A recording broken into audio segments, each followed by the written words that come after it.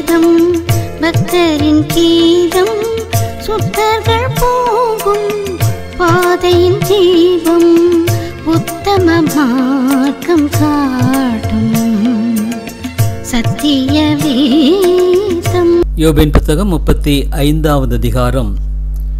பின்னும் எலிகோ மாறுத்தரமாக, என் நீதி தேவனுடைய நீதியை பார்க்கலும் பெரியதென்று நீர் சொன்னது நியாயம் என்று எண்ணுகிறீரோ? நான் பாவியாயிராததினால் எனக்கு பிரயோஜனம் என்ன, பலன் என்ன என்று சொன்னீர். உமக்கும் உமோடு இருக்கிற உம்முடைய சிநேகிதருக்கும் நான் பிரதியுத்தரம் சொல்லுகிறேன். நீர் வானத்தை அண்ணாந்து பார்த்து உம்மை பார்க்கலும் உயரமாயிருக்கிற ஆகாய மண்டலங்களை கண்ணோக்கும். நீர் பாவம் செய்தால் அதனாலே அவருக்கு என்ன நஷ்டம்? உம்முடைய மீறுதல்கள் மிகுதியானாலும் அதனாலே அவருக்கு என்ன சேதம்? நீர் நீதிமானாயிருந்தால் அதனாலே அவருக்கு என்ன கிடைக்கும்? அல்லது அவர் உம்முடைய கையில் என்ன லாபத்தை பெறுவார்? உம்முடைய பாவத்தினால் உம்மை போன்ற மனுஷனுக்கு நஷ்டமும் உம்முடைய நீதியினால் மனுபுத்தனுக்கு லாபம் உண்டாகும்.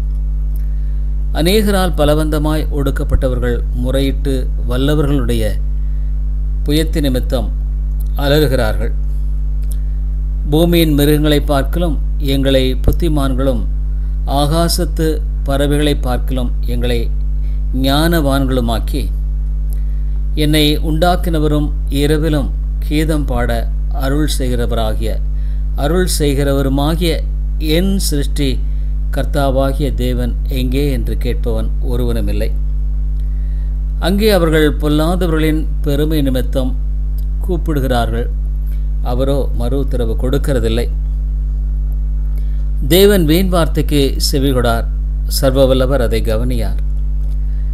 அவருடைய தரிசனம் உமக்கு கிடைக்கிறதில்லை என்று நீர் சொல்லுகிறீரே, ஆனாலும் நியாய தீர்ப்பு அவரிடத்தில் இருக்கிறது. ஆகையால் அவருக்கு காத்து கொண்டிரும். எப்போது அவருடைய கோபமானது நியாயத்தை முற்றிலும் விசாரியாது, அவர் இன்னும் ஒன்றையும் குறையற்ற விதமாய் தீர்க்கவில்லை. ஆகையால் யோபு வீணாய் தம்முடைய வாயை திறந்து அறிவில்லாமல் வார்த்தைகளை மிகுதியாய் வசனிக்கிறார் என்றார். யோபின் புத்தகம் 36வது அதிகாரம். பின்னும் எலிகோ, நான் பேசி முடியும் மட்டும் சற்றே பொறும், இன்னும் தேவன் பட்சத்தில் நான் சொல்ல வேண்டிய நியாயங்களை உமக்கு சொல்லி காண்பிப்பேன். நான் தூரத்திலிருந்து என் ஞானத்தை கொண்டு வந்து என்னை உண்டாக்கினவருடைய நீதியை விளங்க பண்ணுவேன். மெய்யாகவே என் வார்த்தைகள் பொய்யற்றிருக்கும், உம்மோடே பேசுகிறவன் அறிவில் தேறினவன். இதோ தேவன் மகத்துவம் உள்ளவர், அவர் ஒருவரையும் புறக்கணியார். மன உருக்கத்திலும் அவர் மகத்துவம் உள்ளவர். அவர் துன்மார்க்கரை பிழைக்க ஒட்டாதிருக்கிறார், சிறுமையானவர்களின் நியாயத்தை விசாரிக்கிறார்.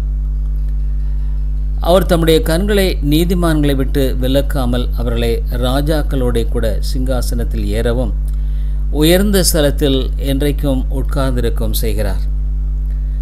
அவர்கள் விலங்குகள் போடப்பட்டு உபத்திரவத்தின் கயிர்களால் கட்டப்பட்டிருந்தாலும் அவர் அவர்கள் கிரியையும் மிஞ்சிப்போன அவருடைய மீறுதல்களையும் அவளுக்கு தெரியப்படுத்தி அக்கிரமத்தை விட்டு திரும்பும்படி அவர்கள் செவியை திறந்து கடிந்து கொள்ளுகிறார். அவர்கள் அடங்கி அவரை சேவித்தால் தங்கள் நாட்களை நன்மையாகவும் தங்கள் வருஷங்களை செல்வ வாழ்வாகவும் போக்குவார்கள். அடங்கார்களேயாகில் பட்டயத்துக்கு இரையாகி ஞானமடையாமல் மாண்டு போவார்கள். மாயமுள்ள இருதயத்தார் குரோதத்தை குவித்துக் கொள்கிறார்கள். அவர்களை அவர் கட்டி வைக்கும்போது கெஞ்சி கூப்பிடுவார்கள்.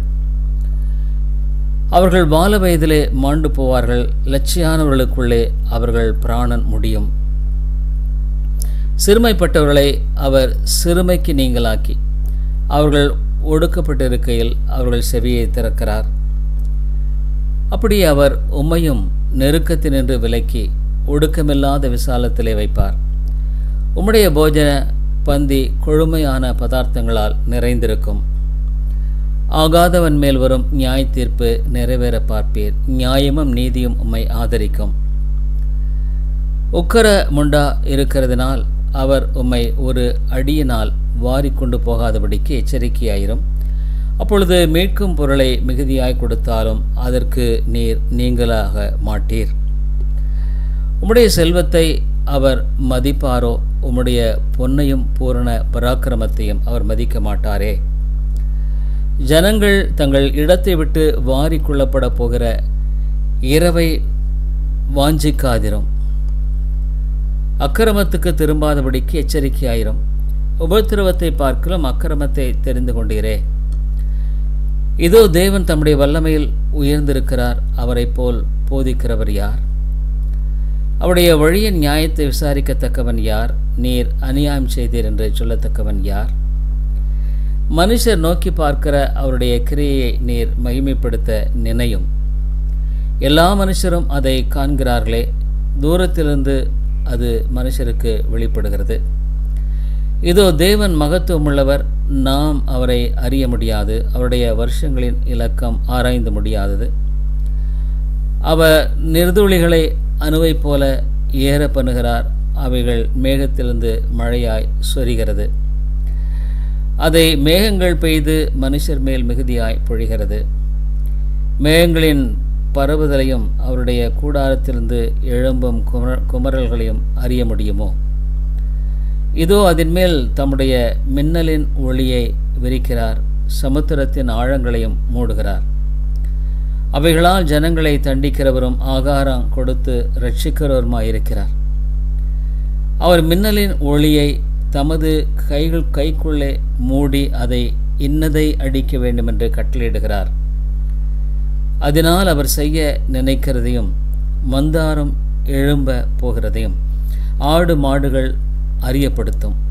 யோபின் புத்தகம் 37வது அதிகாரம். இதனால் என் இருதயம் தத்தளித்து தன்னிடத்தை விட்டு தெரிக்கிறது. அவருடைய சத்தத்தினால் உண்டாகிற அதிர்ச்சியையும் அவர் வாயிலிருந்து புறப்படுகிற முழக்கத்தையும் கவனமாய் கேளுங்கள். அவர் வானத்தின் கீழெங்கும் அந்த தொனியையும் பூமியின் கடையாந்தரங்கள் மேல் அதன் மின்னலையும் செல்ல விடுகிறார். அதற்கு பின்பு அவர் சத்தமாய் முழங்கி தம்முடைய மகத்துவத்தின் சத்தத்தை குமர பண்ணுகிறார். அவருடைய சத்தம் கேட்கப்படும் போது அதை தவிர்க்க முடியாது. தேவன் தம்முடைய சத்தத்தை ஆச்சரியமான விதமாய் குமர பண்ணுகிறார். நாம் கிரகிக்கக்கூடாத பெரிய காரியங்களை அவர் செய்கிறார். அவர் உறைந்த மழையும் கல் மழையும் தம்முடைய வல்லமையின் பெருமழையும் பார்த்து பூமியின் மேல் பெய்யுங்கள் என்று கட்டளையிடுகிறார். தாம் உண்டாக்கின சகல மனுஷரும் தம்மை அறியும்படிக்கு அவர் சகல மனுஷருடைய கையையும் முத்திரித்து போடுகிறார். அப்பொழுது காட்டு மிருகங்கள் தங்கள் கோய்களில் புகுந்து தங்கள் கெபிகளில் தங்கும். தெற்கே இருந்து சூறாவளியும் வடக்காற்றினால் குளிரும் வரும். தம்முடைய சுவாசத்தினால் தேவன் குளிரை கொடுக்கிறார். அப்பொழுது ஜலத்தின் மேற்பரப்பானது உறைந்து போகும். அவர் நீர்த்துளிகளை மேகத்தில் ஏற்றி மின்னலினால் மேகத்தை சிதற பண்ணுகிறார். அவர் அவைகளுக்கு கட்டளையிடுகிற யாவையும் அவைகள் பூச்சக்கரத்தில் நடப்பிக்கும்படி அவர் அவைகளை தம்முடைய ஞான ஆலோசனையின்படியே சுற்றி தெரிய பண்ணுகிறார். ஒன்றில் தண்டனையாகவும் ஒன்றில் தம்முடைய பூமிக்கு உபயோகமாகும் ஒன்றில் கிருபையாகவும் அவைகளை வரப்பண்ணுகிறார். யோபே இதற்கு செவிகொடும். தரித்து நின்ற தேவனுடைய ஆச்சரியமான கிரைகளை தியானித்து பாரும். தேவன் இவைகளை திட்டம் பண்ணி தம்முடைய மேகத்தின் மின்னலை பிரகாசிக்க பண்ணும் விதத்தை அறிவீரோ? மேகங்கள் தொங்கும்படி வைக்கும் நிறையையும் பூரண ஞானமுள்ளவர்களின் அற்புதமான செய்கைகளையும் தென்றலினால் அவர் பூமியை அமைய பண்ணும்போது உம்முடைய வஸ்திரங்கள் உஷ்ணமாயிருக்கும் வகையையும் அறிவீரோ?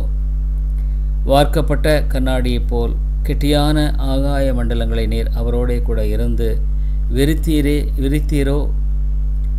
அவருக்கு நாம் சொல்லத்தக்கதை எங்களுக்கு போதியும். அந்த காரத்தின் நிமித்தம் முறை தப்பி பேசுகிறோம். நான் பேச துணிந்தேன் என்று ஒருவன் அவருக்கு முன்பாக சொல்லத்தகுமோ? ஒருவன் பேச துணிந்தால் அவன் விழுங்கப்பட்டு போவானே.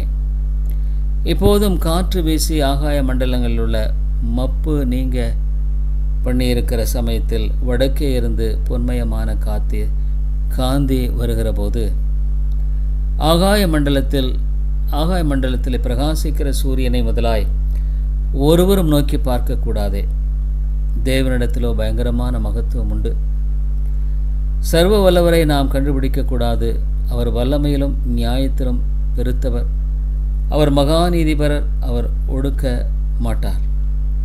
ஆகையால் மனுஷர் அவருக்கு பயப்பட வேண்டும். தங்கள் எண்ணத்தில் ஞானிகளாய் இருக்கிற எவர்களையும் அவர் மதிக்க மாட்டார் என்றார். சத்திய வேதம் பக்தரின் கீதம், சுத்தர்கள் போகும் பாதையின் தீபம், உத்தம மார்க்கம் காட்டும். சத்திய வேதம்